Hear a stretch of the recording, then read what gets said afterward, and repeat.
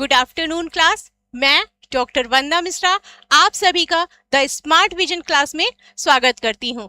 तो चलिए हम लोग अपने जो है प्रश्नों की जो श्रृंखला है उसको लेकर के मैं कुछ नए प्रश्न लेकर आई हूं, उसी को हम लोग देखते हैं और फिर उसके बाद जो है उस श्रृंखला में जो चीज आपको महत्वपूर्ण लगे उस चीज को जो है आपको क्या करना है, नोट डाउन करना है। ठीक है ना। चलिए हम लोग स्टार्ट करते हैं आज का अपना प्रैक्टिस।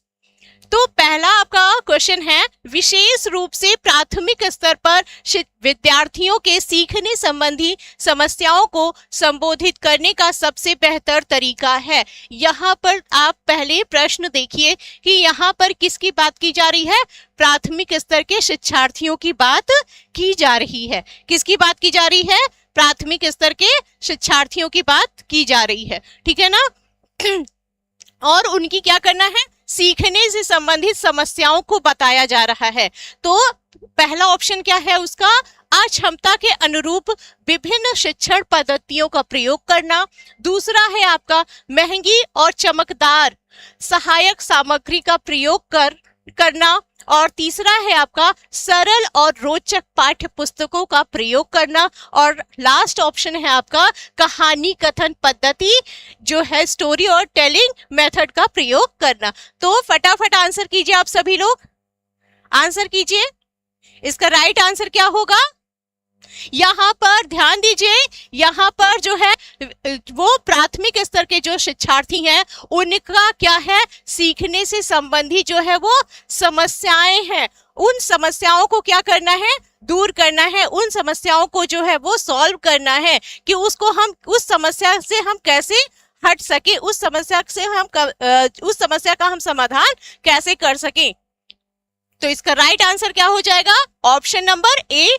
क्यों, क्योंकि वहां पर क्या है, आपको देखना है कि एक क्लास में जो है बहुत सारे बच्चे होते हैं, उन सभी बच्चों में क्या होती है, अलग अलग जो होती है क्षमता होती है, सारे बच्चों की कुछ ना कुछ अलग समस्याएं होती हैं। तो वहां पे देखिए जो बच्चे हैं सभी बच्चों के अनुरूप क्या करना है, विभिन्न शिक्षण पद्धतियों का प्रयोग करना होगा। ठीक है।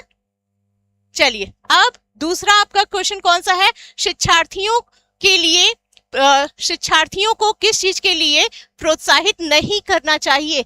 आप देखिए यहाँ पर नहीं का प्रयोग हुआ है। ठीक है ना, नहीं करना चाहिए। तो पहला ऑप्शन आपका क्या है, समूह कार्य में दूसरे शिक्षार्थियों के साथ सक्रिय रूप से अंतःक्रिया करके। दूसरा है आपका अधिक से अधिक पाठ्य सहगामी क्रियाओं में हिस्सा लेने से। तीसरा ऑप्शन है आपका शिक्षक जो पूछ सकते हैं उन सभी प्रश्नों के उत्तर याद करने में। चौथा ऑप्शन है आपका कक्षा के अंदर और बाहर अधिक से अधिक प्रश्न पूछने से। तो फटाफट आंसर कीजिए इसका राइट आंसर क्या होगा, शिक्षार्थियों को किस जो है वो प्रोत्साहित किस चीज के लिए प्रोत्साहित नहीं करना चाहिए, शिक्षार्थियों को किस चीज में जो है वो शिक्षार्थियों को किस चीज के लिए जो है वो हमें आगे नहीं बढ़ाना चाहिए। तो देखिए जब हम क्या करते हैं, हम जो है वो सक्रिय रूप से जो है अंतःक्रिया भी जो है वो करवाई जाती है। एक प्रभावी शिक्षण के लिए जो है वो अंतःक्रिया भी करवानी जरूरी होती है। दूसरा है आपका अधिक से अधिक पाठ्य सहगामी क्रियाओं में हिस्सा लेने के लिए। ठीक है ना। तो अधिक जो आपका क्या है, पाठ्य सहगामी क्रियाएं जो होती है उसमें हिस्सा लेने की बात की जा रही है। और तीसरा है आपका शिक्षक जो पूछ सकते हैं उन सभी प्रश्नों के उत्तर याद करने में। और चौथा ऑप्शन है आपका कक्षा के अंदर और बाहर अधिक से अधिक प्रश्न पूछने से। तो देखिए इससे भी बच्चे की जो सीखने की क्षमता है वो बढ़ेगी। ठीक है ना। और 20 से क्या है, अधिक से अधिक जो है वो पाठ्य सहगामी क्रियाएं जो है वो बच्चे करेंगे तो वो क्या होगा, गुड आफ्टरनून आप सभी को मेरा गुड आफ्टरनून। और चलिए हम लोग जो है क्वेश्चन पर आप लोग थोड़ा सा लेट हो गए हैं। ठीक है ना। चलिए इस समय मैं दूसरे प्रश्न पर हूं। ठीक है। चलिए तो यहाँ पर देखिए क्या है, जो यहाँ पर नहीं की बात की जा रही है। ठीक है ना, कि कौन सी चीजें जो है वो नहीं करनी चाहिए। तो यहाँ पे राइट आंसर क्या हो जाएगा, ऑप्शन नंबर सी। क्योंकि यहाँ पर देखिए याद करने का जो तरीका होता है वो क्या होता है, निगेटिव वर्ड में आता है, ठीक है ना, इसलिए इसका आंसर जो है वो सी हो जाएगा। चलिए अब अगला प्रश्न है आपका, मनोवैज्ञानिक थॉर्नडाइक ने व्यक्ति को किस आधार पर बांटा है? तो यहाँ पर थॉर्नडाइक महोदय की बात की जा रही है, ठीक है ना। तो पहला है चिंतन व कल्पना शक्ति, ठीक है ना, के आधार पर। दूसरा है आपका प्रभुतापूर्ण व अधीनस्थ पूर्ण के आधार पर। तीसरा है आपका स्वतंत्रता व निर्भरता के आधार पर। और चौथा है आपका उपर्युक्त में से कोई नहीं, उपर्युक्त में से कोई नहीं। तो चलिए इसका आंसर कीजिए, आप सभी लोग आंसर कीजिए। मनोवैज्ञानिक थॉर्नडाइक की बात कर रहे हैं, थॉर्नडाइक जो है वो किस आधार पर जो है वो व्यक्ति को बांटते हैं? तो देखिए थॉर्नडाइक जो महोदय जो थे, उन्होंने जो अपना प्रयोग किया था, ठीक है ना, उस प्रयोग के आधार पर उन्होंने क्या निष्कर्ष निकाला था? उस प्रयोग के आधार पर उन्होंने क्या निष्कर्ष निकाला था कि जो व्यक्ति होता है उसमें चिंतन की भी शक्ति होती है और कल्पना शक्ति भी होती है। ये दो चीजें भी उन्होंने बहुकारक की बात की थी, तो उसी में क्या है, उसमें उन्होंने चिंतन भी डाला था और क्या है, और कल्पना शक्ति की भी बात की थी। तो इसका राइट आंसर क्या हो जाएगा? Option number A. अब देखिए शिक्षण अधिगम प्रक्रिया को प्रारंभ करने से पहले एक कुशल अध्यापक को क्या करना चाहिए? शिक्षण अधिगम प्रक्रिया को, यहाँ पर देखिए कोई भी चीज प्रारंभ करने से पहले, किस चीज को? शिक्षण अधिगम को, ठीक है ना, क्या करने चाहिए? तो यही बात पूछी जा रही है। पहला ऑप्शन है आपका छात्रों को दंडित करना चाहिए। दूसरा है आपका चुटकुले सुनाने चाहिए। तीसरा है आपका अधिगम परिस्थितियां उत्पन्न करनी चाहिए। और चौथा ऑप्शन है आपका कि आराम करना चाहिए।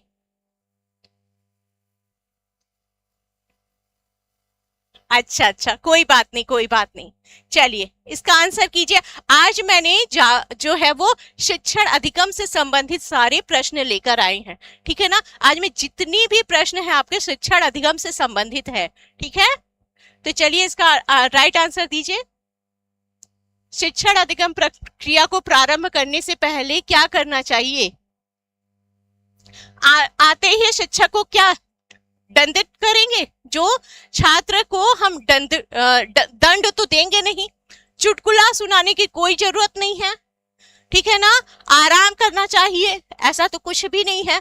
तो यहाँ क्या है? अधिगम परिस्थितियां उत्पन्न करनी चाहिए। देखिए जब हम कोई भी जो क्लास में जाते हैं, तो क्लास में जाने से पहले, हम सिखाने से पहले कुछ हम बच्चों को क्या करते हैं, जो बच्चे को सक्रिय करते हैं, बच्चे को इन्वॉल्व करते हैं किस चीज में? सीखने के लिए। तो वही बात की जा रही है। तो इसका राइट आंसर हो जाएगा ऑप्शन नंबर सी। एक शिक्षिका पाठ्य वस्तु और फल सब्जियों के कुछ चित्रों का प्रयोग करती है और अपने विद्यार्थियों से चर्चा करती है। विद्यार्थी इस जानकारी को अपने पूर्व ज्ञान से जोड़ते हैं, ठीक है ना, और पोषण की संकल्पना को सीखते हैं। यह उपागम पर आधारित है, ज्ञान के निर्माण पे, अधिगम के शास्त्रीय अनुबंधन पर, पुनर्वलन के सिद्धांत पर और अधिगम के सक्रिय अनुबंधन के सिद्धांत पर। चलिए इसका राइट आंसर कीजिए। आज मैंने जितने भी प्रश्न लाए हैं वो आपके सभी रिपीटेड हैं, कई बार आपके प्रश्न आ चुके हैं, वही प्रश्न मैं लेकर आई हूं। चलिए 5वें नंबर का आंसर कीजिए। यहां पर क्या कर रहे हैं? पूर्व ज्ञान को जो है, पूर्व ज्ञान को नई चीजों में जोड़ा जा रहा है, ठीक है ना। पहले से जो आप जान रहे हैं उसमें कुछ नई चीजें और ऐड करी जा रही है। तो उसकी जो वही चीज क्या है, वो चीज आपको क्या कर रहा है? अधिगम के शास्त्रीय अनुबंधन की यहाँ पे नहीं बात हो रही है। यहाँ पे अभी पुनर्बलन तो दिया नहीं जा रहा है और यहाँ पे सक्रिय अनुबंधन भी नहीं हो रहा है, बल्कि यहाँ पर आपका क्या हो रहा है?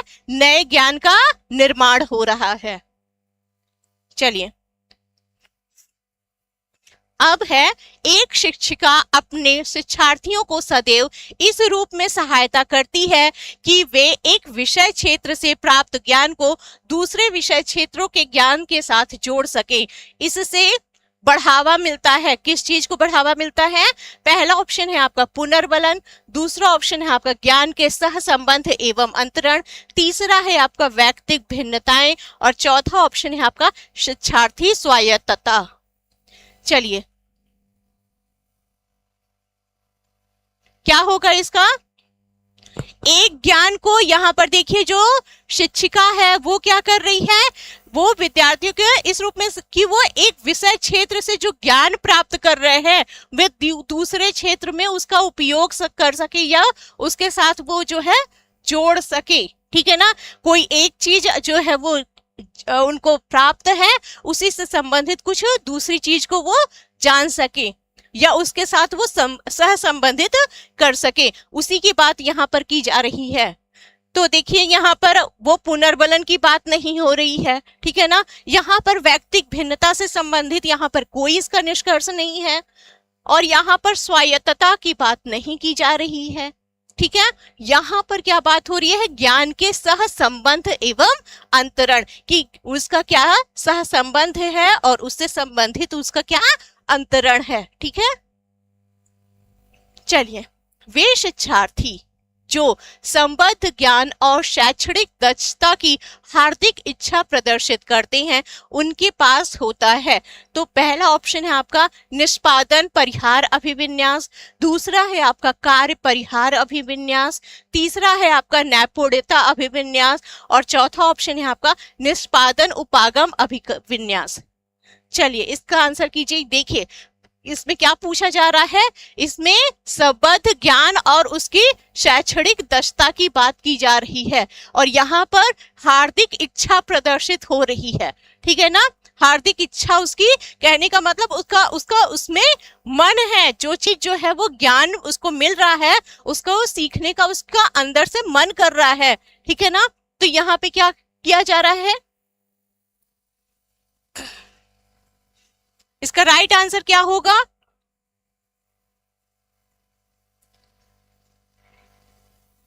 राइट आंसर इसका क्या होगा? इसका राइट आंसर क्या होगा?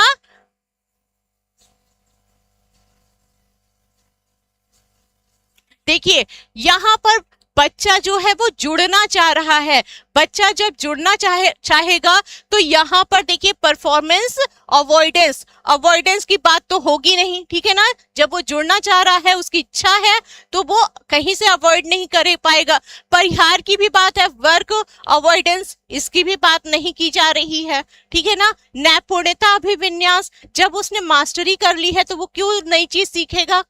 ठीक है, तो बल्कि यहां पर क्या हो जाएगा? इसका ऑप्शन नंबर डी, निष्पादन उपागम अभिविन्यास। ठीक है ना, कहने का मतलब परफॉर्मेंस अप्रोच ओरिएंटेड।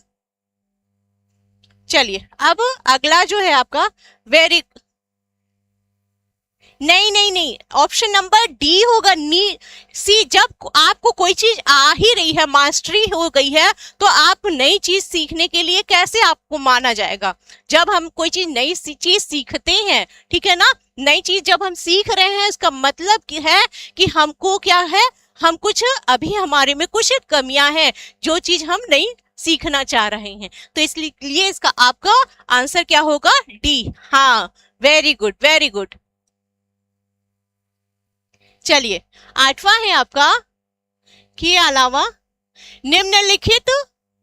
निम्नलिखित सभी को करते हुए समस्या समाधान को विद्यार्थियों के लिए मजेदार बनाना है।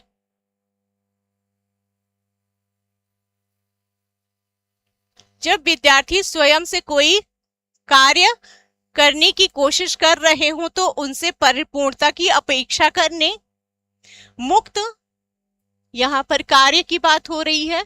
ठीक है, कार्य, मुक्त अंत वाली सामग्री उपलब्ध कराने, मुक्त खेल के लिए समय देने और सृजनात्मक चिंतन के लिए असीमित अवसर उपलब्ध कराने के लिए।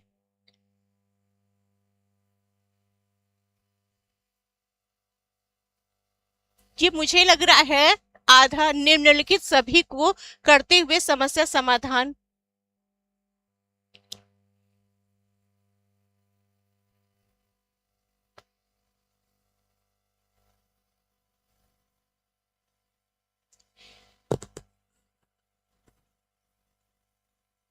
यहां पर देखिए आप थोड़ा सा ये देखिए, आप इसको छोड़ दीजिए। कोई भी कार्य जब हम कर रहे हैं और वो समस्या समाधान को हम किस तरीके से जो है वो कार्य करें कि वो मजेदार बन जाए, उसमें जो है वो उसमें हमें मजा। देखिए जब आप कोई कार्य करते हैं, ठीक है ना, पजल बनाते हैं, अगर आपका पजल बनने लगता है तो आपको उसमें मजा आने लगता है ना, उसमें आनंद होती है ना, ठीक है।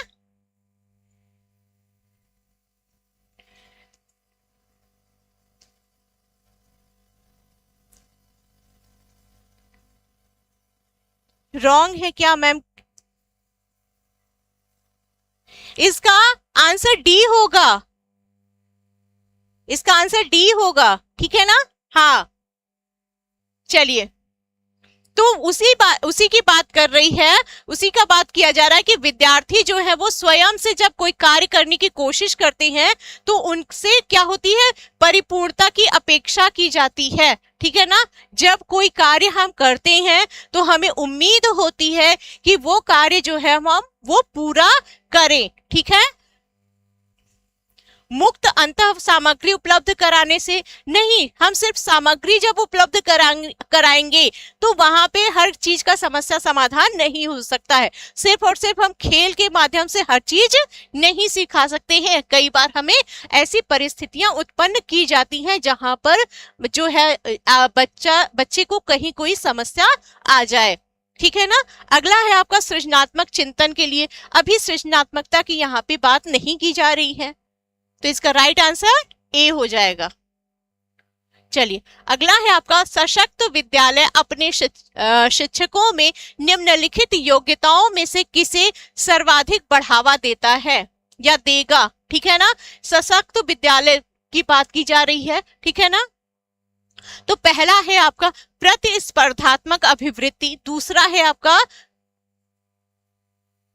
स्मृति, तीसरा है आपका परीक्षण करने की प्रवृत्ति और चौथा ऑप्शन है आपका अनुशासित स्वभाव। देखिए यहाँ पर जो सशक्त विद्यालय की बात की जा रही है और शिक्षकों में जो योग्यता है उसे सर्वाधिक जो बढ़ावा देने की बात की। देखिए जो हमारी कोई भी, चाहे वो आपका परिवार हो, चाहे वो आपकी कोई संस्था हो, चाहे कोई भी चीज हो, जहां पर आप कोई भी कार्य जो है वो जब तक लोकतांत्रिक रूप से नहीं करेंगे, कोई एक जो है वो जो है वो क्या है, शासन करने की कोशिश करेगा, तो वो बहुत दिनों तक चीजें हैं वो सुदृढ़ रूप से नहीं चल पाती हैं।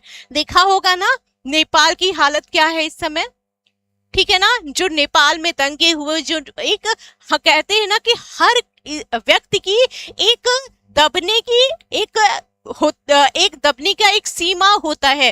कहीं ना कहीं हम तभी तक कोई कार्य बर्दाश्त कर पाते हैं जब तक उसकी हमारी सीमा रेखा हमें उस वहां तक करने की कोशिश करती है। लेकिन जब वो जो है वो बांध टूट जाता है तो क्या होता है, फिर तो एक आप बवंडर आना जरूरी है, बवंडर आता ही आता है। तो उसी की बात यहाँ पर की जा रही है। तो यहाँ पर क्या है, योग्यताओं में किससे सर्वाधिक बढ़ावा देंगे, तो स्मृति की मतलब शिक्षक में क्या चीज जो है वो क्या होनी जो है आवश्यक है, ठीक है ना। तो स्मृति ऐसा तो कुछ नहीं है कि बच्चे जो शिक्षक है बहुत चीज याद कर लिया तो वो क्या है वो बहुत अच्छा हो गया। परीक्षण करने की प्रवृत्ति, जी नहीं, परीक्षण जरूरी नहीं कि हर चीज में आप परीक्षण ही करते रहिए। या अनुशासित, हर जगह इतना अनुशासन भी नहीं होना चाहिए कि अगले व्यक्ति की स्वतंत्रता ही गायब हो जाए। तो इसलिए पहला है आपका प्रतिस्पर्धात्मक अभिवृत्ति। देखिए जहां पर आपकी प्रतिस्पर्धा जुड़ जाती है, ठीक है ना, प्रतिस्पर्धा जब तक आपकी सकारात्मक होती है और वो आपसे जुड़ी रहती है तो आपका जो कार्य होता है वो क्या होता है, उसमें आप निखार लाते हैं। आपको पता होता है कि अगर मैं आगे नहीं बढ़ूंगा तो क्या होगा, आप अगला जो है वो आगे बढ़ जाएगा। तो ये प्रवृत्ति जो होती है वो जो है वो आवश्यक होती है।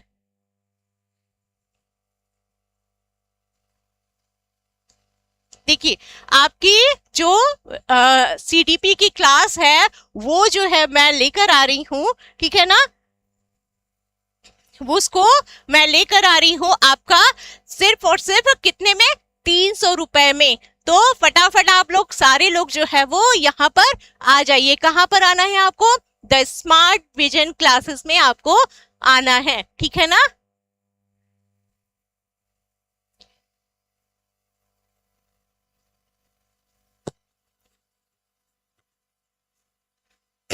अब देखिए अगला प्रश्न है आपका, कक्षा में प्रभावी व्याख्यान देते समय एक अध्यापक को क्या करना चाहिए, संबंध स्थापित करना चाहिए। हाँ, दूसरा है आपका सार्थक शारीरिक हाव भाव को समावेशित करता है। तीसरा है आपका व्याख्यान स्थल पर स्थैतिक बना रहता है।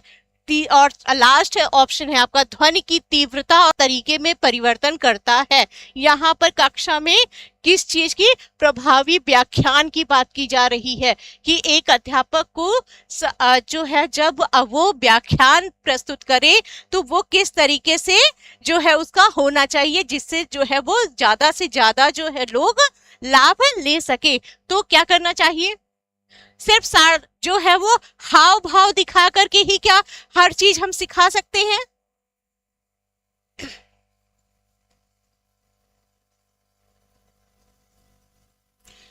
या व्याख्यान दे करके चीजें हम सिर्फ और सिर्फ व्याख्यान स्थल पर ही चीजें हम सिखा सकते हैं, या ध्वनि की तीव्रता और तरीके में परिवर्तन कर सकते हैं, या संबंध स्थापित कर सकते हैं?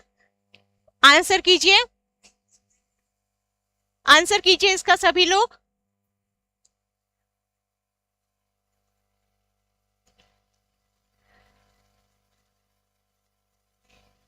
तो इसका राइट आंसर क्या हो जाएगा, सार्थक शारीरिक हाव भाव को समावेशित करके।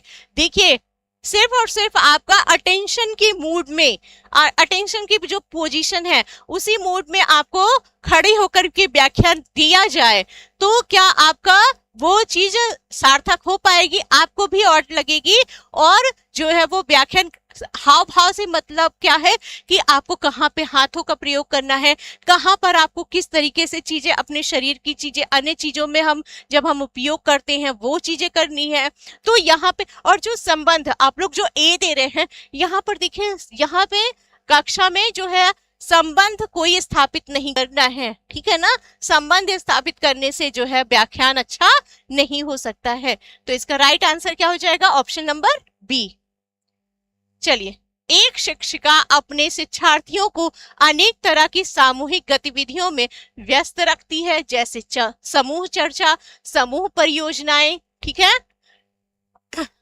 भूमिका निर्वाह आदि। यह सीखने के किस रोल प्ले भी बहुत आता है, ठीक है ना, और ग्रुप प्रोजेक्ट भी बहुत बारी आपसे अलग से पूछा जाता है। यह सीखने के किस आयाम को उजागर करता है, ठीक है ना।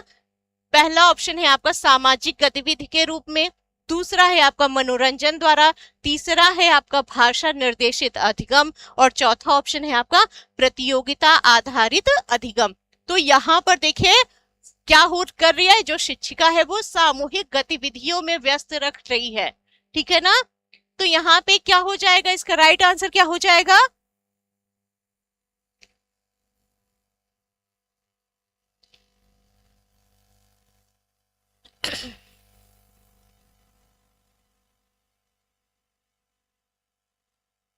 ऑप्शन आप लोग आंसर देने से पहले प्लीज अपना नंबर जो है वो डाल दिया करिए कि कौन से क्वेश्चन का आप लोग आंसर कर रहे हैं, ठीक है ना। मैं फर्स्ट डे से वही आप लोग को बता रही हूँ कि कोई भी क्वेश्चन देने से पहले आप आंसर उसका पहले नंबर डाल दीजिए, ठीक है। चलिए,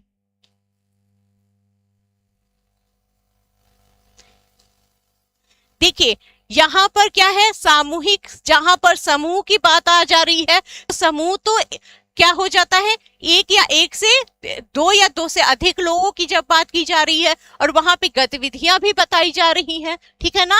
तो आपको इसी से आपको जो है वो समझ लेना चाहिए कि वहां पे जब समूह चर्चा होगी, समूह परियोजनाएं बनेंगी, समूह भूमिका निर्वाह होगा, तो यहाँ पर ये क्या है, इसका ऑप्शन ए मनोरंजन की यहाँ पे बात नहीं हो रही है, और ये भाषा विकास से कोई बात नहीं की जा रही है, और प्रतियोगिता भी यहाँ पे नहीं होगा।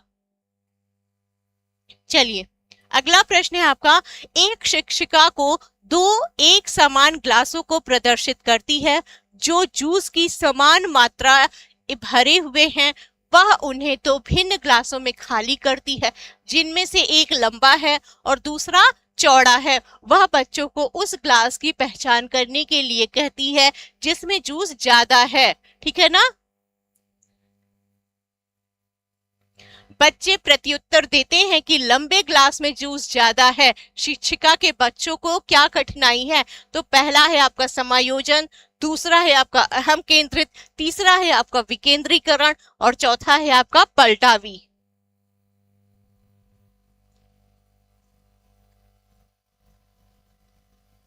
चलिए फटाफट पहले तो आप लोग मुझे ये बताइए, ये आपको जो क्वेश्चन है ये किस की थ्योरी से लिया गया है, ये किस थ्योरी से लिया गया है,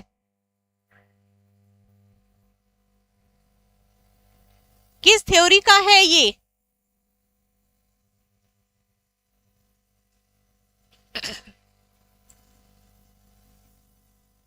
देखिए जो बच्चे जब बहुत छोटे होते हैं तो अगर यहाँ पे क्या कहा जा रहा है कि दो ग्लास है, एक ज्यादा चौड़ा है और एक ज्यादा लंबा है, और दोनों में बराबर मात्राओं में भरा हुआ है जूस। अब उसमें शिक्षिका को पता करना है, शिक्षिका के बच्चों को वो जो है अंतर नहीं बता पा रहे हैं, या वो ये नहीं समझ पा रहे हैं कि जो जो ग्लास है दोनों में जूस बराबर है, उनका ये मानना है कि जो जूस है वो क्या है, लंबे वाले ग्लास में ज्यादा है। तो यहाँ पर इसका राइट आंसर क्या हो जाएगा,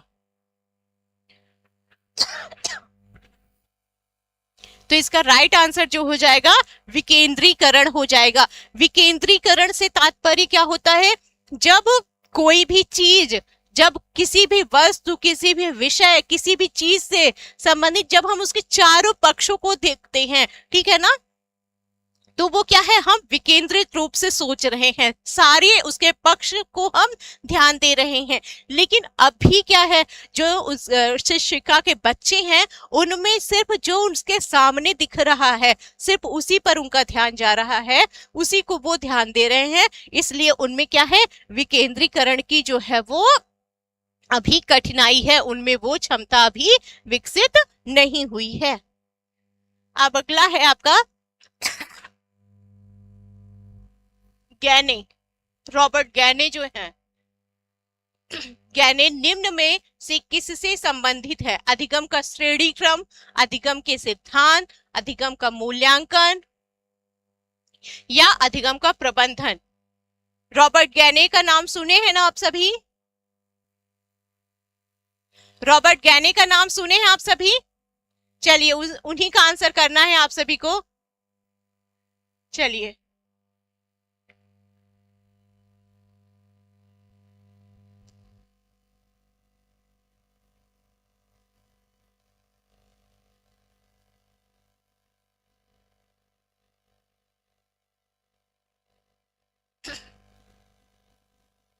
देखिए रॉबर्ट गैने जो है वो क्या कहते हैं कि जो बच्चे होते हैं उनकी जो सीखने का जो चीजें होती हैं वो एक नहीं होती है, बल्कि क्या होती है, एक उसकी श्रृंखला, एक उनका स्तर बना होता है, उस श्रृंखला के आधार पर ही बच्चे जो होते हैं वो सीखते हैं, ठीक है ना।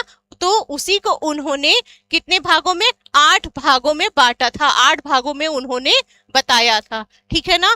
तो पहला है आपका सांकेतिक, दूसरा है आपका उद्दीपन अनुक्रिया, तीसरा है सरल श्रृंखला, बहुत बार गैने का ये आपका सिद्धांत आता है, ठीक है ना, सरल श्रृंखला, और चौथा है आपका शाब्दिक साहचर्य, पांचवा है आपका विभेदीकरण और छठा है आपका संप्रत्यय सीखना, और सातवां है आपका नियम सीखना, और आठवां है आपका समस्या समाधान। देखिए, ये जो ज्ञानी महोदय थे, इन्होंने सीखने से संबंधित जो है आपका सरल से ये जटिल की ओर गए थे, ठीक है ना। सरल से जटिल की ओर इनका पद्धति थी सीखने की, जो इन्होंने चीजें बताई थी, जो प्रक्रिया बताई थी, वो सरल से जटिल थी। अब देखिए, सांकेतिक सीखना, उद्दीपन अनुक्रिया सीखना, सरल श्रृंखला सीखना, ये जो तीन जो आपके स्टेप थे, ये जो तीन चीजें थी। सांकेतिक, जब बच्चे को संकेतों के माध्यम से सिखाया जाता है, ठीक है ना। ऐसे हम, बच्चा जब छोटा होता है तो क्या करते हैं, हम उसको नमस्ते सिखाते हैं, बाय करना सिखाते हैं, ये सारी चीजें हम मतलब संकेतों से कब जो है संपर्क होता है। फिर है उद्दीपन अनुक्रिया द्वारा सीखना, जब बच्चा कोई अच्छा काम करता है तो हम क्या करते हैं, कोई पुरस्कार दे देते हैं। अगर वो बच्चे ने कुछ ऐसा काम किया जो सही नहीं है तो हम क्या करते हैं, बच्चों को दंड दे देते हैं। तो ये क्या है, उद्दीपन अनुक्रिया सीखना है। तीसरा है सरल श्रृंखला सीखना। तो यहाँ पर क्या बताया है, ज्ञानी महोदय ने कहा है कि हम जब भी कोई चीज सीखते हैं तो सबसे पहले क्या है, हर चीज की अपनी एक श्रृंखला होती है। जैसे सबसे पहले हम जो है वो प्लस करना सिखाते हैं, ठीक है ना, जोड़ना सिखाएंगे, फिर घटाना सिखाएंगे, फिर गुणा करना सिखाएंगे, तब जाकर के हम भाग देना सिखाते हैं। तो वो क्या है, इसी को उन्होंने इसी की इन्होंने बात की थी। और ये क्या है, ये प्राथमिक स्तर पर होता है, ठीक है ना। प्राथमिक स्तर पर ये जो ज्ञान दिया जाता है ये होता है, ठीक है। मैं यहाँ पे लिख दे रही हूँ।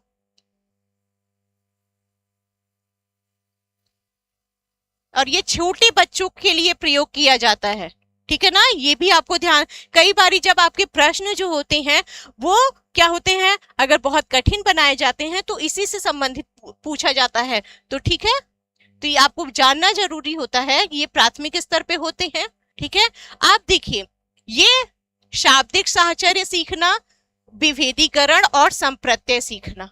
शाब्दिक साहचर्य सीखना, शाब्दिक साहचर्य में क्या होता है, जैसे बच्चे को, जब बच्चा थोड़ी सी बड़ी क्लास में जाता है तो क्या करते हैं, वो हम उसके जो पेपर होते हैं उसमें क्या कहते हैं कि निबंध बच्चा लिखे, कहानी लिखे या पत्र लेखन लिखे, ठीक है ना, उसकी हम बात कर रहे हैं, ठीक है। या विभेदीकरण के अंतर्गत, विभेदीकरण में हम क्या करते हैं, जब कोई बच्चा दोनों में विभेद करे, इसमें अंतर बताइए, अंतर क्या है। दो चीजों में जब अंतर पूछा जाता है, विभेद पूछा जाता है, तो उसी से संबंधित होता है, ठीक है। और फिर उसके बाद क्या है, संप्रत्यय सीखना। संप्रत्यय सीखने के अंतर्गत हम क्या करते हैं, जैसे हम कोई आप कहेंगे कि कोई आप अपने अनुसार इस कहानी का मतलब बताइए या अपने अनुसार इस कविता को पूरा करिए। तो ये सारी चीजें जब बच्चे बड़े हो जाते हैं तब बोला जाता है ना। तो ये क्या है, ये उच्च माध्यमिक की बात, ये जो है माध्यमिक की बात की जा रही है, ये माध्यमिक स्तर पर होता है, ठीक है ना, माध्यमिक स्तर पर ये होता है, ठीक। फिर है आपका संप्रत्यय सीखना और नियम सीखना और समस्या समाधान। ये तीनों चीजें जो है आपकी उच्च स्तर पर आती हैं, उच्च स्तर पर आपको बताई जाती हैं। संप्रत्यय, जैसे जब कोई चीज जो है, आप क्या है, सिद्धांत का जब आप निर्माण करते हैं, ठीक है ना, सिद्धांत, जैसे आप कोई चीज पढ़ रहे हैं, आप पढ़ते पढ़ते क्या करते हैं, आप पढ़ते पढ़ते क्या करते हैं, कोई बात नहीं, कोई बात नहीं जी, चलिए। तो ये क्या होता है, यहाँ पर जब आप अपने अनुसार बनाते हैं ना, एक कीवर्ड बना लेते हैं, या आप अपने अनुसार कुछ उसमें जो है एक नियम बना लेते हैं, कैसे मुझे सीखना है, कैसे मुझे जानना है। और फिर उसके बाद यहाँ पर क्या करते हैं, किसी सूत्र का निर्माण करते हैं, ठीक है ना। जैसे आप वो कहीं ना कहीं अपने नोट्स में, कुछ चीजों में हर व्यक्ति के नोट्स इसीलिए अलग होते हैं। जब हम सूत्रों का निर्माण करने लगे, उसका प्रयोग करने लगे, तो वो क्या है, आपका नियम हो जाएगा। समस्या समाधान में क्या होता है, ये जो होता है सबसे उच्च स्तर पर होता है। व्यक्ति को जो है वो समस्या प्रदान कर दी जाती है और उस समस्या को क्या करना होता है, व्यक्ति का समाधान करना होता है। आपके प्रश्न दिए जाते हैं, कुछ ऐसी परिस्थितियां, प्रश्नों में क्या होता है, ऐसे प्रश्न आपसे पूछे जाते हैं, इसमें आप क्या करेंगे, ये ऐसी परिस्थिति उत्पन्न हो जा रही है, ठीक है ना। कोई एक परिस्थिति दे देंगे, उस परिस्थिति से जो है आप उस कैसे निपटारा करेंगे, ठीक है। तो वही चीज यहाँ पर पूछी जाएगी, ठीक है ना। यही चीज यहाँ पे बताई गई है, ठीक है। आपको ज्ञाने से संबंधित दो बातें याद रखनी है कि ज्ञाने ने जो है अपने अधिगम में क्या है, उन्होंने 8 स्तर बताए। स्तर के बारे में आपको जानना रहेगा। कई बारी आपका स्तर पूछ लिया जाता है, कौन सा है और कौन सा नहीं है, ठीक है ना। और फिर उसके बाद जो है क्या कहा जाता है कि उन्होंने किस आधार पे अपना दिया था। तो चलिए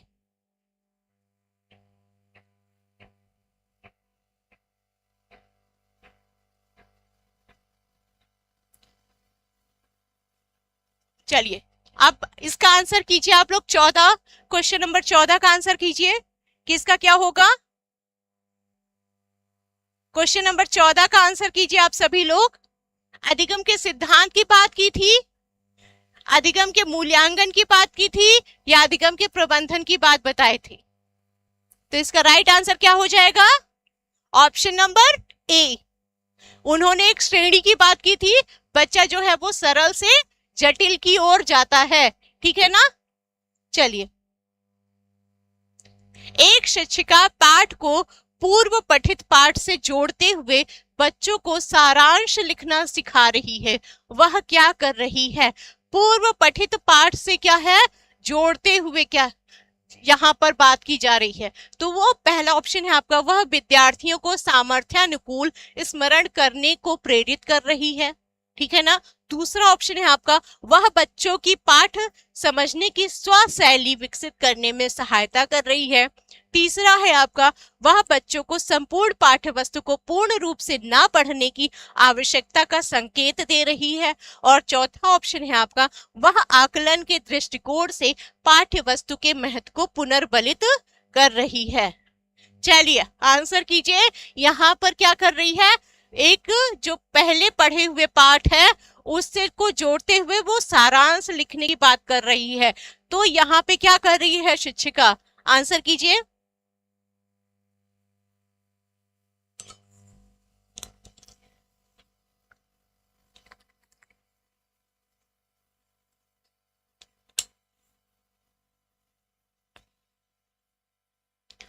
वेरी गुड, वेरी गुड,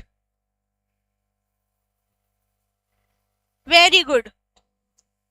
इसका ऑप्शन नंबर बी, वो क्या है, बच्चे को क्या कर रही है, समझने की स्व शैली। जब हम कोई काम खुद से करते हैं, ठीक है ना, स्वयं से कर लेते हैं, अपने से करते हैं, तो वो चीज हमें हमेशा याद रहती है, ठीक है। निम्नलिखित में से कौन सा तत्व कक्षा में अधिगम हेतु सहायक हो सकता है, ठीक है ना। कक्षा की बात की जा रही है, कक्षा में अधिगम हेतु। तो पहला है आपका, कालांश की अवधि को 40 मिनट से 45 मिनट तक बढ़ा देना। दूसरा है आपका, बच्चों को अधिगम हेतु प्रेरित करने के लिए परीक्षणों की संख्या को बढ़ा देना। तीसरा है आपका, अध्यापकों द्वारा बच्चों की स्वायत्तता को बढ़ाना व सहायता देना। चौथा है आपका, समानता बनाए रखने के लिए किसी एक अनुदेशन पद्धति पर टिके रहना। चलिए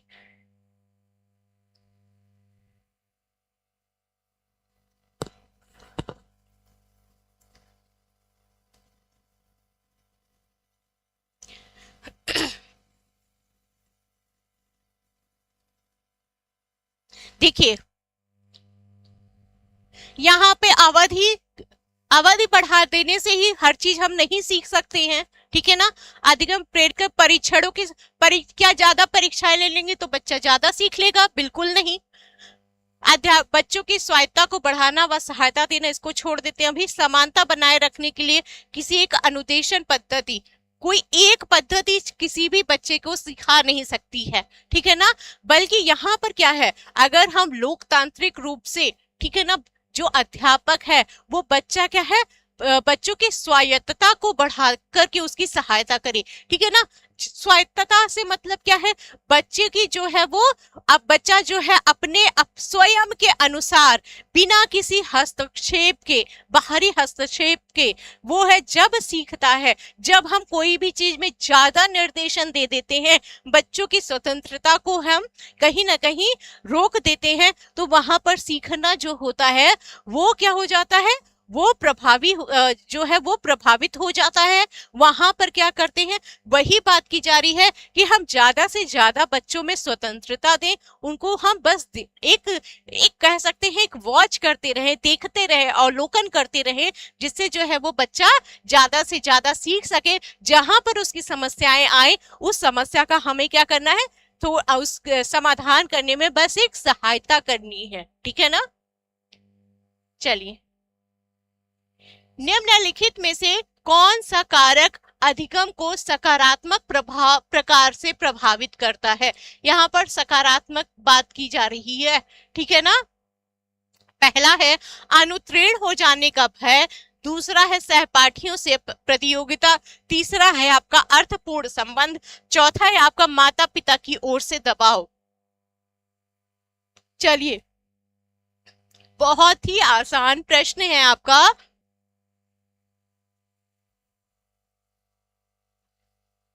यहाँ पर कारक की बात की, कौन कौन से फैक्टर है जो बच्चे को जो है वो सीखने जो है वो सकारात्मक की बात की जा रही है, सकारात्मक कारक कौन से हैं जो बच्चे को प्रभावित करते हैं, ठीक है ना। तो बच्चे को सकारात्मक रूप से,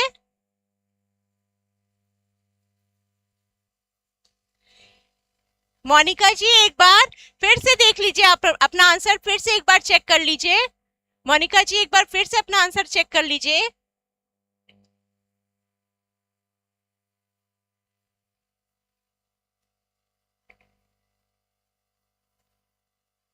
चलिए,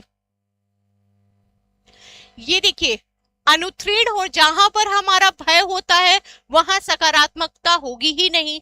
सहपाठियों से प्रतियोगिता, सबसे पहले बोला भी जाता है कि बच्चे को प्रतियोगिता से पहले क्या है, आपका क्या होना चाहिए, प्रतियोगिता से पहले जो है आप स्वयं से प्रतियोगिता करें, ठीक है ना। बोला भी जाता है हमें दूसरे से प्रतियोगिता करने से बढ़िया है हम स्वयं से अपनी प्रतियोगिता करें, हम स्वयं को, अपने आप को निखारें, ठीक है। अब चौथा है आपका माता पिता की ओर से दबाव, ये तो सकारात्मक हो नहीं सकता है, ठीक है ना। तो यहाँ पर क्या है, अर्थपूर्ण संबंध, ठीक है ना।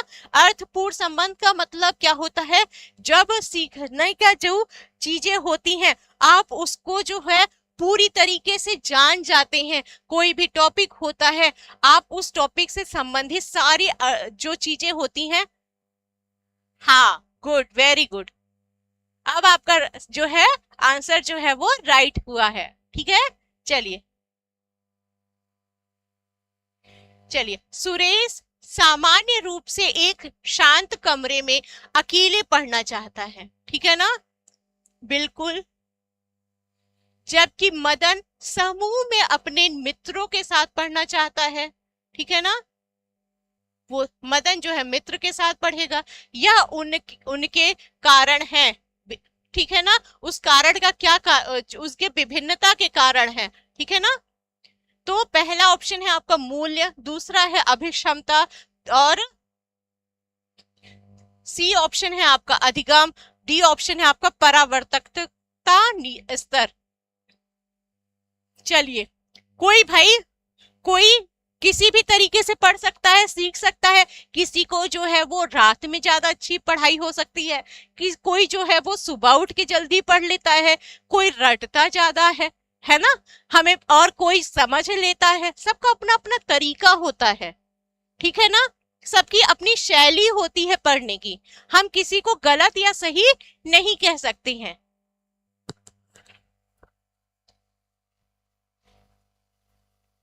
चलिए, वेरी गुड वेरी गुड।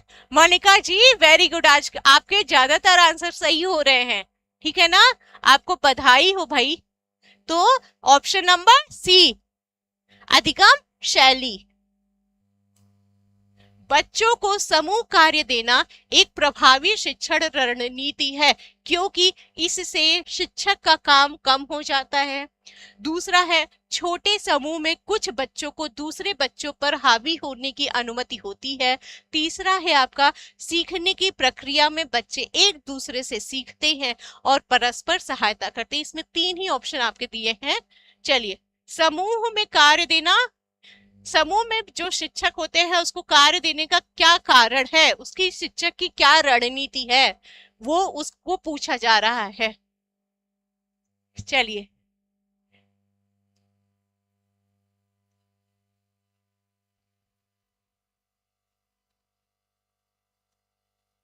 तो इसका राइट आंसर क्या हो जाएगा? ऐसा करने से क्या शिक्षक का काम कम हो जाता है? कोई भी काम जब हम छोटे बच्चों को देते हैं समूह में, तो ऐसा तो नहीं कि बच्चों का जो शिक्षक है उसका काम कम हो रहा है। एक दूसरा हावी होने की बात तो बिल्कुल नहीं कही जा रही है, ठीक है ना। ये सब जो है आपके निगेटिव वर्ड है, बल्कि आपका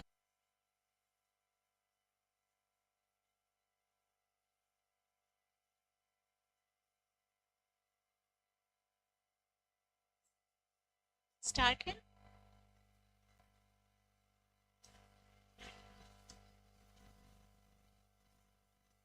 सॉरी भाई, थोड़ा इंटरनेट से इशू था, ठीक है ना, हो जाता है कभी कभी, नेटवर्क की प्रॉब्लम आ जाती है, सभी के साथ आती है।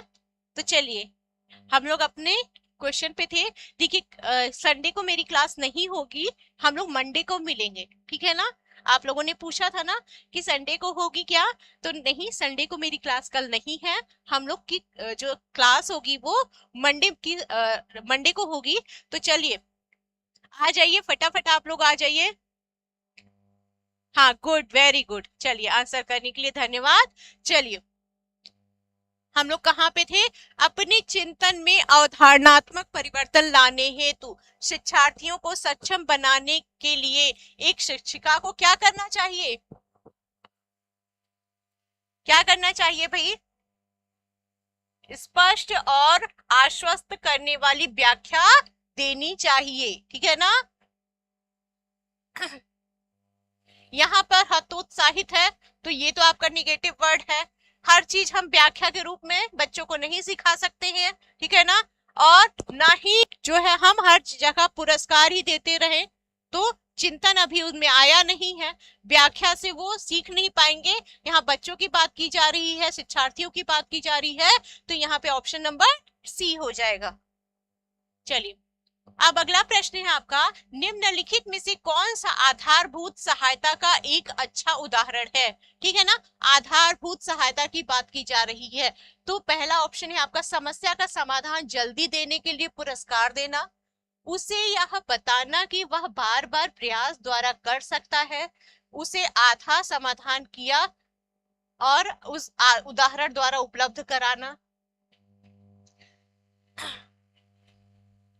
उसने आधा समाधान किया है और आगे जो है वो करवा रहा है, ठीक है ना। इसका ऑप्शन ये हो जाएगा।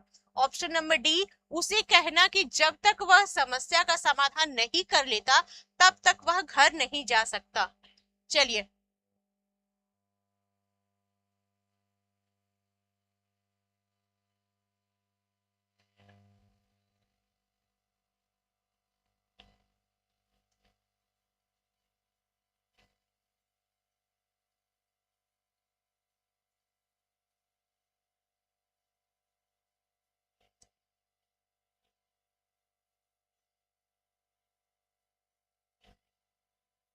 चलिए इसका राइट आंसर कीजिए, 21 का राइट आंसर कीजिए, 21 का बी।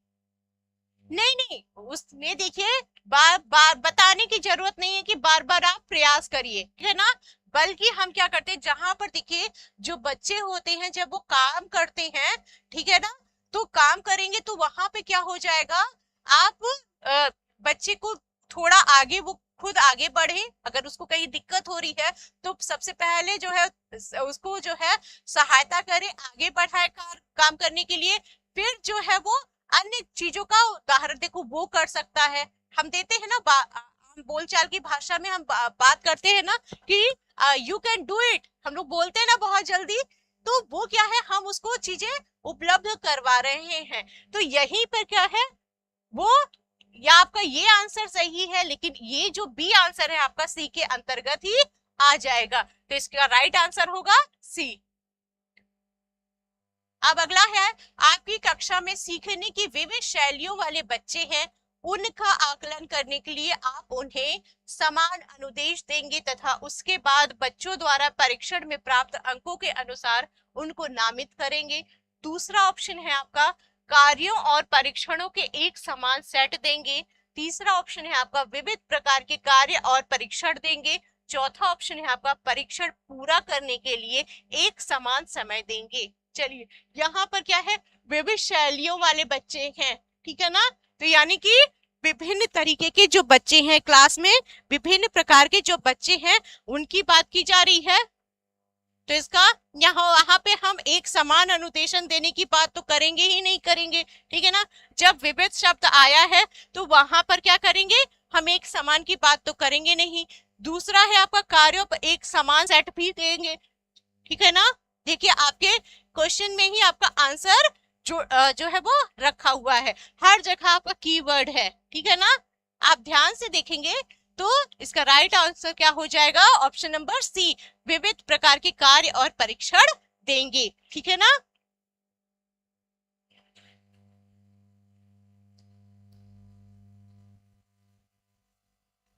कोई बात नहीं, कोई बात नहीं, वेरी गुड, वेरी गुड, ठीक है, वेरी गुड।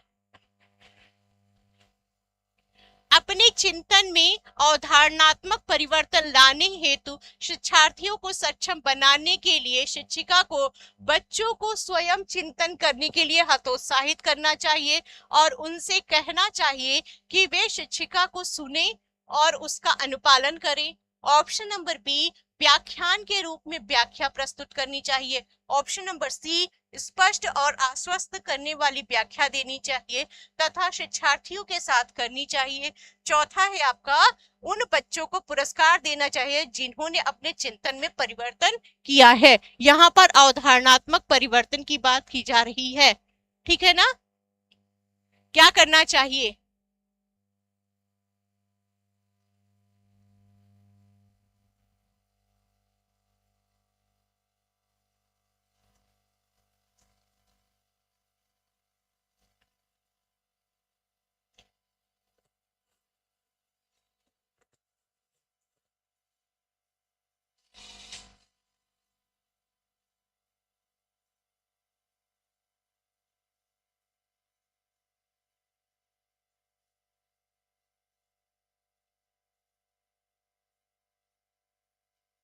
इसका ऑप्शन नंबर सी, ठीक है ना, स्पष्ट और आश्वस्त करने वाली व्याख्या देनी चाहिए, ठीक है। बहुसंवेदी शिक्षण अधिगम की प्रविधि में अधिगम संवर्धन हेतु दृश्य, श्रव्य, स्पर्श और संवेदनाओं का एक साथ प्रयोग किया जाता है, ठीक है ना। तो इसमें पूछा जा रहा है कि उसको क्या कहा जाएगा या उसका प्रयोग जो होगा उसका क्या कारण होगा। तो पहला है आपका प्रत्यक्षीकरण, दूसरा है आपका अवलोकन और तीसरा ऑप्शन है आपका गतिबोधक और चौथा है आपका कर्णकोटर। चलिए यहाँ पर बहुसंवेदी शिक्षण कहने का मतलब आपकी बहुत सारी चीजें जो है जो आपकी इंद्रियां हैं वो जुड़ी हुई हैं, आप देख रहे हैं, सुन रहे हैं और जो है वो स्पर्श कर रहे हैं, वो आपकी संवेदनाएं जुड़ी हुई हैं, तो उसको क्या कहा जाएगा, उस शिक्षक को क्या कहा जाएगा। चलिए ऐसे शिक्षण प्रविधि को क्या कहा जाएगा।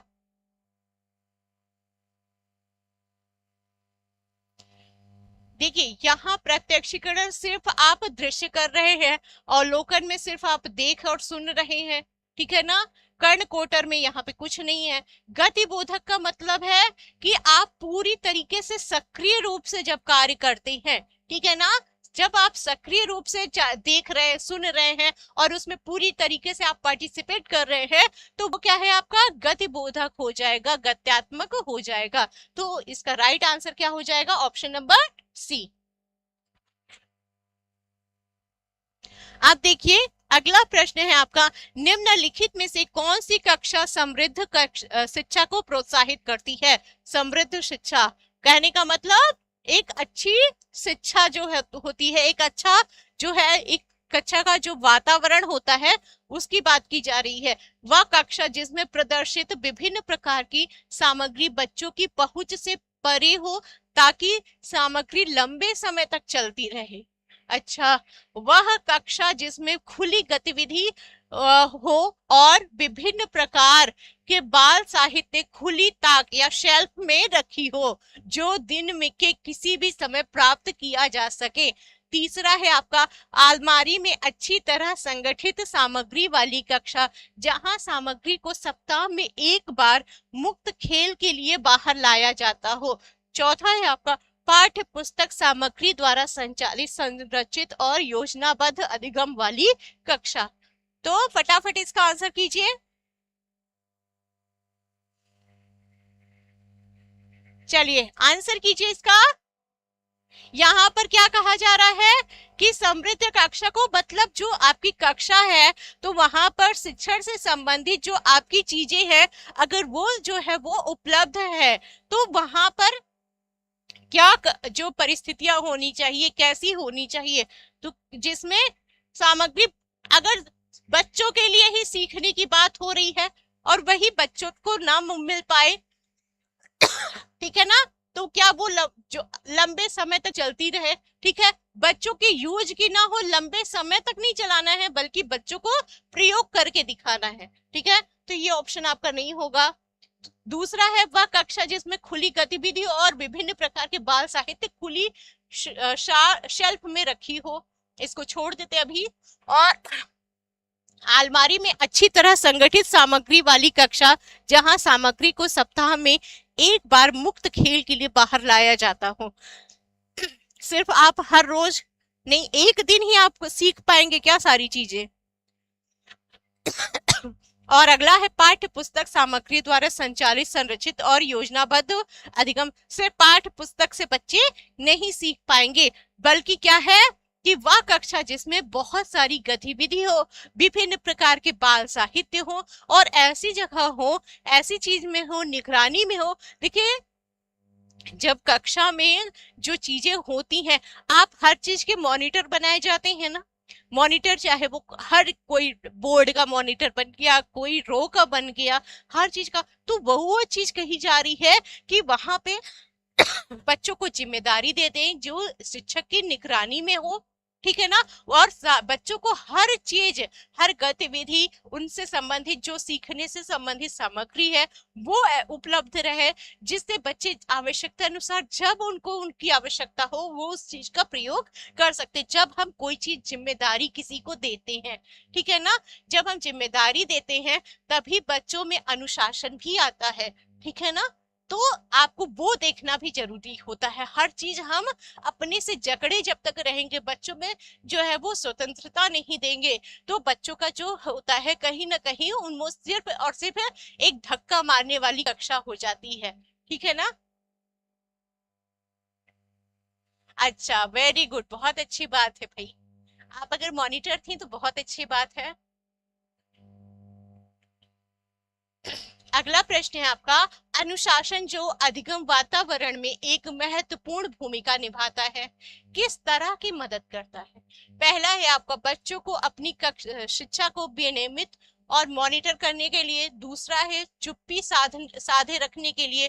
तीसरा है आपका शिक्षकों को निर्देश देने में। और चौथा है आपका बच्चों को उनके पाठ रटकर याद करने में। चलिए आंसर कीजिए। वो अनुशासन जो अधिगम वातावरण में महत्वपूर्ण भूमिका निभाता है, ठीक है ना, अभी अभी मैंने बात की थी।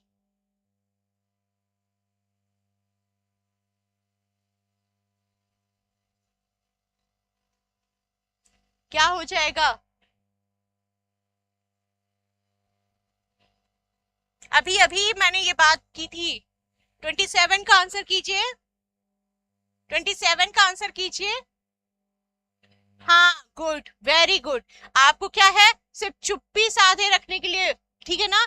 बच्चे सिर्फ और सिर्फ मुंह बंद करके बैठे रहेंगे तो वो प्रभावी अनुशासन नहीं होगा। और हर जगह हम निर्देश नहीं दे सकते हैं बच्चों को। हर चीज हम रटा के, ये सारे आपके जो है वो क्या है, निगेटिव वर्ड में आएंगे। बल्कि यहाँ पे क्या हो जाएगा, आपको बच्चों को अपनी शिक्षा को बेनियमित और मॉनिटर, मतलब नियम के साथ नियमित करना भी है और मॉनिटरिंग भी करवानी है, ठीक है ना। निम्नलिखित में से कौन सी एक मुख्य प्रक्रिया नहीं है? आज देखिए फिर अभी आपका एक नहीं वर्ड आ गया है, नहीं है, जिसके द्वारा सार्थक अधिगम घटित होता है। यहाँ पर सार्थक अधिगम की मतलब अधिगम जो है, जो आपका जो उद्देश्य था सिखाने का, वो अधिगम पूरा हो गया है। तो पहला है आपका कंठस्थीकरण एवं स्मरण, दूसरा है आपका पुनरावृत्ति एवं अभ्यास, तीसरा है आपका निर्देश एवं संचालन, चौथा है आपका अन्वेषण एवं पारस्परिक क्रिया, ठीक है ना। जो अधिगम को जो है वो क्या है, वो मुख्य प्रक्रिया है, और मुख्य प्रक्रिया सॉरी नहीं है, यहाँ पे नहीं की बात की जा रही है। 28 का आंसर कीजिए फटाफट आप लोग, 28 का आंसर कीजिए। Very good, very good, option number A. क्यों? क्योंकि ये आप अभ्यास, फटाफट इसका आंसर कीजिए। जो शिक्षक को विद्यार्थियों एवं उनकी योग्यताओं के बारे में सकारात्मक विश्वास हो रहा है, ठीक है ना।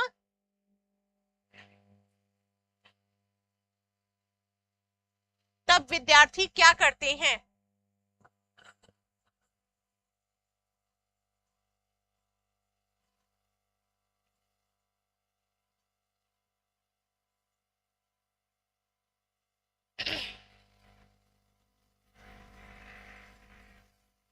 चलिए देखिए, जो एडिसन महोदय थे, एडिसन महोदय ने क्या किया था, एडिसन महोदय को के स्कूल से एक चिट्ठी आई थी, जब वो छोटे थे एक चिट्ठी आई थी, और फिर वहां उनके स्कूल से आई थी, उनकी माँ ने पढ़ा था। एडिसन महोदय जो है वो पूछते अपनी माँ से, माँ मेरी इस चिट्ठी में क्या लिखा है मेरे स्कूल की तरफ से। तो उन्होंने क्या बोला कि आप जो है, आपके शिक्षक ने बोला कि आपका बेटा इतना जो है तीव्र बुद्धि का है, इतना तेज है कि जिसको मैं पढ़ा, हमारे यहाँ इतने काबिल शिक्षक नहीं है कि वो बेटे को आपके बेटे को पढ़ा सके, ठीक है ना। तो इसलिए हम अपने आपके बेटे को अपने क्लास में नहीं रख सकते हैं। तो फिर उसके बाद जब एडिसन बहुत बड़े वैज्ञानिक हो गए, ठीक है ना, और बहुत दिनों के बाद एक बार सफाई में उनकी माताजी भी का भी देहांत हो गया। फिर एक बार उनकी जो वो शेल्फ साफ कर रहे थे, और उसके बाद उनको एक चिट्ठी मिली, वो चिट्ठी उनकी उसी स्कूल की वही चिट्ठी थी जो कि एडिसन महोदय के बचपन में आई थी। और उस चिट्ठी में लिखा हुआ था कि आपका जो बच्चा है वो मंदबुद्धि का है, वो पढ़ने की योग्यता नहीं रखता है, तो आप अपने बच्चे को जो है वो घर पे ही रखिए। तो ये जो कहानी थी उस समय, अगर उनकी माँ जो है वो अपने एडिसन महोदय को बताती उनकी माँ, तो क्या उनका जो विश्वास था वो डगमगा नहीं जाता। एक अच्छा खासा इंसान जो वैज्ञानिक बना, उन्होंने इतने चीजें हमें दी, उन्होंने अपना जो है उनके योगदानों से आज हम लोग उजाला, दिन रात कहीं पे भी हम उजाला ले रहे हैं।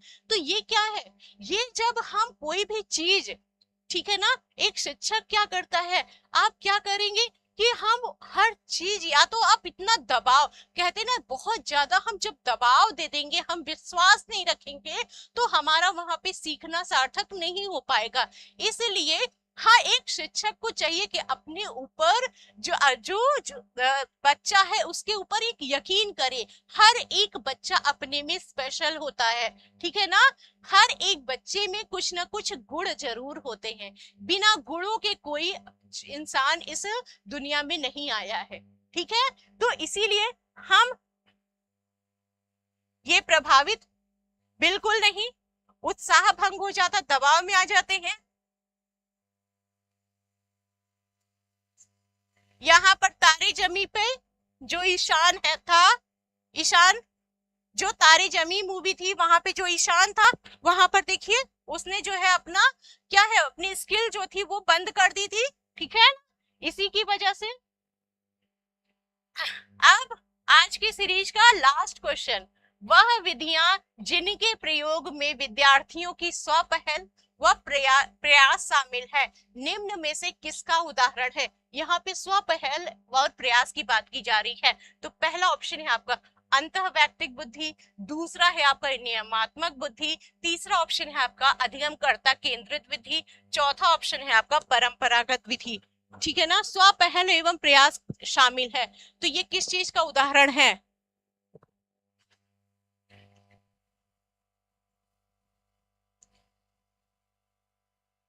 यहाँ पे जो बच्चा है वो सबसे पहले खुद तैयार हो रहा है, यहाँ पे जो है वो क्या कर रहा है, सबसे पहले जो है वो प्रयास कर रहा है, सबसे पहले आ जा रहा है। तो ये क्या होगा, अधिगमकर्ता केंद्रित विधि, मतलब जो छात्र केंद्रित विधि होती है वहां पर इसकी बात की जा रही है। तो चलिए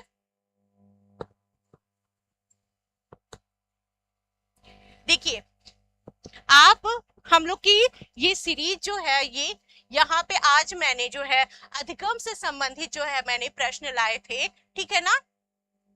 आप लोग कमेंट बॉक्स में बताइएगा कि आज आपको जो मेरी क्लास थी वो कैसी लगी, ठीक है ना। अब आप गुड आफ्टरनून राजकुमार जी, ठीक है। अब अगला जो मैं अन्य टॉपिक से संबंधित जो है आपके प्रश्न लेकर आऊंगी, आपको जो है वो अन्य जानकारी के लिए हमारी क्लास के लिए आपको टेलीग्राम चैनल पर जो है जाएंगे और ये जो है ये आप स्कैन करेंगे तो वहां पे आपको सारी जानकारी प्राप्त हो जाएगी, ठीक है ना। और हमारे इस समय ऑफर चल रहा है, हमारे यहाँ से जो है ये विभिन्न विषयों में जो ऑफर चल रहा है उससे संबंधित आपको कोई भी जानकारी होगी तो आप यहाँ पर जो है वो इस नंबर पे कॉल करके आप इससे संबंधित सारी जानकारी ले सकते हैं।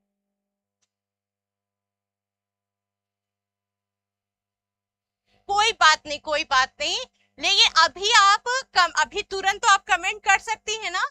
चलिए, और फिर आप लोग अपनी तैयारी और करिए, हम लोग फिर मंडे को एक नए सेशन के साथ, एक नए प्रश्नों के साथ फिर से मिलते हैं।